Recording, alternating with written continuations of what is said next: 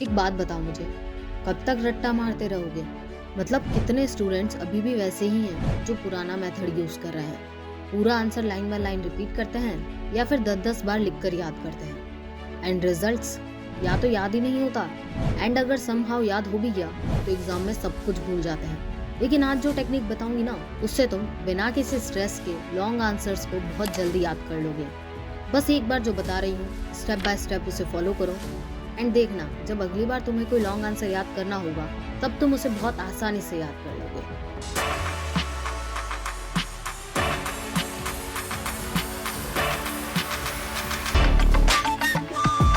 सबसे पहला है द 3-3-3 मेथड। ये एक सुपर पावरफुल टेक्निक है जो टॉपर्स यूज करते हैं। सबसे पहले स्टेप में आंसर को एक बार रीड करो एंड उसके मीनिंग को समझने की कोशिश करो। एक बार समझ में नहीं आया, दूसरी बार पढ़ो, तीसरी बार पढ़ो और उसे पूरी तरीके से समझ लो। दूसरे स्टेप में उस आंसर को 3 बार लाउडली रिपीट करो। बिना देखे जितना याद है उतना बोलो।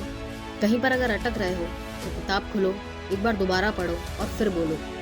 अब एक छोटा सा ब्रेक लो 3 मिनट का और अपने आप को कहीं ना कहीं किसी और काम में डिस्ट्रैक्ट कर लो। एंड जब वो 3 मिनट पूरे हो जाए तो उसी टॉपिक को 3 बार लाउडली रिकॉल करो। आंखें बंद करो और उसे जोर जोर से बोलो।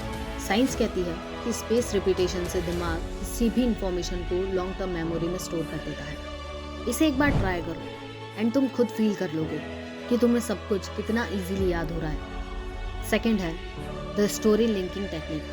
क्या आप किसी मूवी का कोई सीन भूलते हो? एक बार देखी हुई मूवी आपको लाइफ टाइम याद रहती है। एंड अगर बात करें आपकी फेवरेट मूवी की, तो उस मूवी का तो एक एक डायलॉग आपके मुंह पर होता है। दैट मीन्स आपकी मेमोरी पावर में कोई प्रॉब्लम नहीं है। आपका ब्रेन आराम से चीजों को स्टोर कर लेता है। बट मूवीज से हमारा कोई बेनिफिट नहीं होने वाला है। फायदा हमें होगा हमारी पढ़ाई से।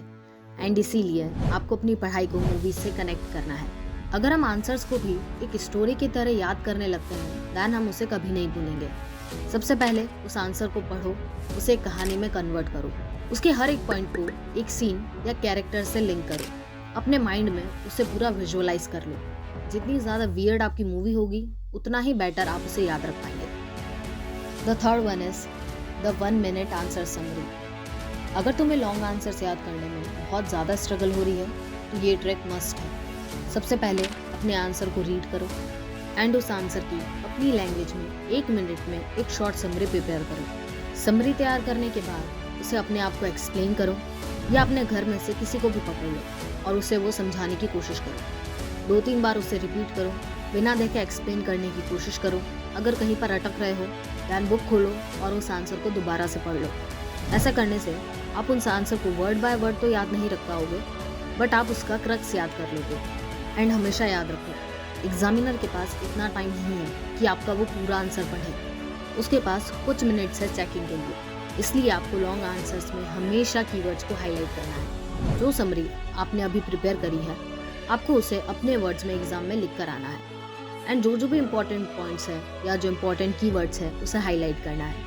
अगर आपने सही कीवर्ड्स और इम्पॉर्टेंट थिंग्स हाईलाइट करी हैं, दैन एग्जामिनर आपको उस बेसिस पर ज़रूर नंबर देगा।